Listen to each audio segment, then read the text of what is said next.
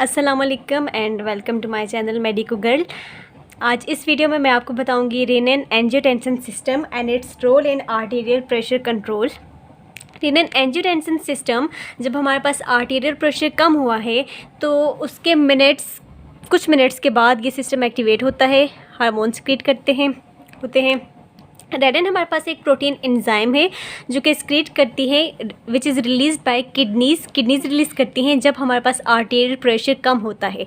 तो ये कहाँ पे बनता है? Renin is synthesised and stored in prerenin form. Prerenin इसकी इनएक्टिवेट फॉर्म होती है, इस फॉर्म में ये स्टोर्ड होता है, इनएक्टिवेट फॉर्म होती है इन जक्स्टाग्लूमेरुलर सेल्स ऑफ द किडनी के जक्स्टाग्लूमेरुलर सेल्स में ये हमारे पास बनता है और वहीं पे ये स्टोर होता है। जक्स्टाग्लूमेरुलर सेल्स हमारे पास मॉडिफाइड स्मूथ मसल सेल्स होते हैं, जो कि ये यहाँ पे आपको नज़र आ रहा होगा। एफरेंट आर्टेरियोल्स, ये किडनी की तरफ जो आर्टेरियोल्स आती हैं वहाँ पे ये स्मूथ मसल सेल्स, उनकी वॉल्स में स्मूथ मसल सेल्स प्रेजेंट होते हैं, जक्स्टाग्लूमेरुलर सेल्स प्रेजेंट होते हैं और इन सेल्स में प्रोरेनिन की फॉर्म में रेनिन हमारे पास बनता है और स्टोर होता है। Prorenin form is the inactivate form of the rennin.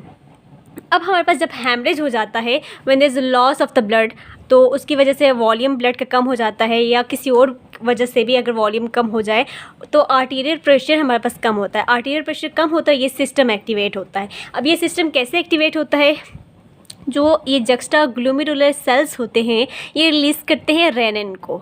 ये रेनिन रिलीज़ हो गया। अब रेनिन हमारे पास रीनल ब्लड से ये सर्कुलेशन में एंटर हो जाएगा। जैसे ही सर्कुलेशन में एंटर होगा तो लिवर हमारे पास, ये इसको कंसिडर एज ए लिवर हमारे पास एक प्रोटीन, एक प्लाज्मा प्रोटीन सिक्रीट करता है जिसको हम बोलते हैं angiotensinogen.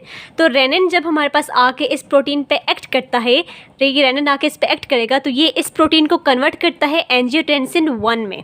Angiotensin 1 is a 10 amino acid peptide. ये 10 अमाइनो एसिड से मिलकर बना होता है, पेप्टाइड होता है, 10 अमाइनो एसिड से मिलकर बना होता है ये एंजियोटेंसिनोजिन। अब यहाँ पे रेनिन कम ख़त्म हो गया। रेनिन हमारे पास, इसकी जो हाफ लाइफ है रेनिन का, जो एक्चुअली रेनिन सिर्फ 30 मिनट्स के लिए या 1 आवर के लिए ये रहता है, उसके बाद ये स्प्लिट हो जाता है, इसका फंक्शन ख़त्म हो जाता है। और उस 1 आवर में 30 मिनट्स में इसका फंक्शन क्या होता है कि ज़्यादा से ज़्यादा एंजियोटेंसिनोजिन को ये कन्वर्ट करे एंजियोटेंसिन 1 में। अब आगे एंजियोटेंसिन 1 क्या करता है? एंजियोटेंसिन 1 खुद भी एक वेजोकॉन्स्ट्रिक्टर है, ये वेजल्स को कॉन्स्ट्रिक्ट करता है। इसके अलावा इसका एक और इम्पॉर्टेंट फंक्शन है कि ये सर्कुलेशन के ज़रिए हमारे पास राइट हार्ट में जाता है, राइट हार्ट से लिवर में हमारे पास एक एंजियोटेंसिन कन्वर्टेड एंजाइम प्रेजेंट होते हैं। एंजियोटेंसिन कन्वर्टेड एंजाइम, ये लिवर में जो ये ब्लड वेजल्स होती हैं, ब्लड वेजल्स के एंडोथेलियम में प्रेजेंट होते हैं। Angiotensin converted enzyme are present in the endothelium of lung vessels. Lung में जो वेजल्स होती हैं उनके एंडोथेलियम में एंजियोटेंसिन कन्वर्टेड एंजाइम प्रेजेंट होते हैं। इन एंजाइम्स का फंक्शन क्या होता है कि जैसे एंजियोटेंसिन 1 यहाँ से गुजरता है तो ये एंजियोटेंसिन 1 को कन्वर्ट कर देते हैं एंजियोटेंसिन 2 में। एंजियोटेंसिन 1 और एंजियोटेंसिन 2 में ये फ़र्क है कि एंजियोटेंसिन 2 8 अमाइनो एसिड से मिलकर बना होता है। It is an 8 amino acid peptide. Angiotensin 2 ज़्यादा पावरफुल है as compare to that of angiotensin 1, ज़्यादा पावरफुल वेजोकॉन्स्ट्रिक्टर है। वो एंजियोटेंसिन 2 क्या करता है कि कॉन्स्ट्रिक्ट करता है तमाम वेजल्स को, आर्टेरियोल्स को। जब ये कॉन्स्ट्रिक्ट करता है तो टोटल पेरिफेरल रेजिस्टेंस ज़्यादा होती है।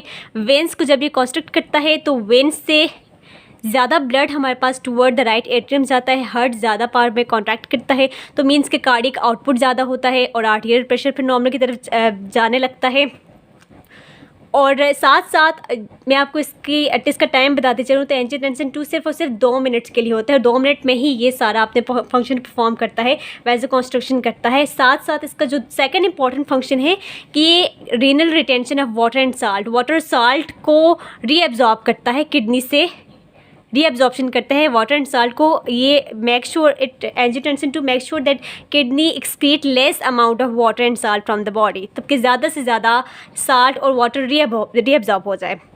अब ये कैसे रीअब्जॉर्प्शन करते हैं? एक तो ये डायरेक्ट अफेक्ट करता है टू द किडनीज़ पे डायरेक्ट इसका अफेक्ट होता है और वो रिटेंशन करता है साल्ट और वाटर की। और साथ साथ ये किडनी के जो आर्टेरियोल्स होती हैं उनको भी कॉन्स्ट्रिक्ट करता है ताकि कम ब्लड वहाँ से जाए। जब कम ब्लड वहाँ से पास करेगा तो ब्लड को ज़्यादा टाइम में, अब कम ब्लड है, ज़्यादा ब्लड स्लो मूव करेगा तो उसमें से रीअब्जॉर्प्शन ज़्यादा आसानी से हो सकेगी।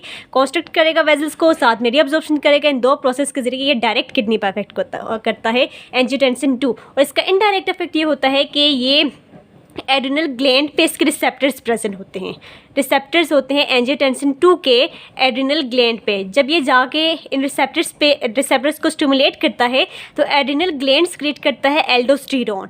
एल्डोस्टेरोन का फंक्शन क्या होता है? You will definitely know that aldosterone increases salt and water reabsorption bye kidney tubules. Kidney tubules में से साल्ट और वाटर की रीएब्जॉर्प्शन का फंक्शन हमारे पास है एल्डोस्टेरोन का। तो एल्डोस्टेरोन भी साल्ट और वाटर की रीएब्जॉर्प्शन करता है।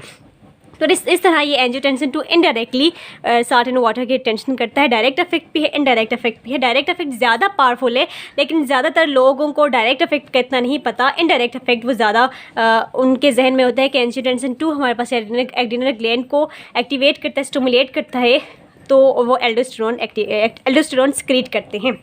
हाँ, तो दोनों इफेक्ट याद रखने हैं। अब लास्ट में हमारे पास ये कुछ ड्रग्स हैं जो कि कैप्टोप्रिल, एनलोप्रिल एंड लिसिनोप्रिल, ये 3 ड्रग्स हमारे पास है। Which are this 3 drugs are the inhibitors of the angiotensin converting enzyme। angiotensin converting enzyme यहाँ पे जो मैंने बताया था कि लंग की वेजल्स के एंडोथेलियम में प्रेजेंट होती है। लंग के अलावा ये किडनी में भी प्रेजेंट होते हैं ये एंजाइम्स। अब इन एंजाइम्स को बाज़ का लाइक हाइपरटेंशन में जब हमें नहीं चाहिए हमें आर्टीरियल प्रेशर को कम करना है, आर्टीरियल प्रेशर ज़्यादा नहीं चाहिए। ये सिस्टम बेसिकली इसलिए होता है जब आर्टीरियल प्रेशर कम हो जाता है और ये आर्टीरियल प्रेशर को बढ़ा देता है, टूवर्ड नॉर्मल लेके आता है। तो जब आर्टीरियल प्रेशर ज़्यादा है और हमें नहीं चाहिए एंजियोटेंसिन 2 की अमाउंट, तो क्या करते हैं डॉक्टर्स पे ये ड्रग्स देते हैं, कैप्टोप्रिल, एनलोप्रिल एंड लिसिनोप्रिल। तो ये इस एंजाइम को ब्लॉक कर देते हैं, एंजियोटेंसिन कन्वर्टिंग एंजाइम को। ठीक है, तो ये सारे जो इफेक्ट्स होते हैं, इन सारे इफेक्ट्स का like salt and water retention, arterioles, vessels की कॉन्स्ट्रक्शन की वजह से सबका नेट इफेक्ट ये होता है कि हमारे पास आर्टीरियल प्रेशर नॉर्मल की तरफ आ जाता है। So this is all about the renin angiotensin system. Stay happy, stay healthy and stay tuned with my channel. अल्लाह हाफिज़।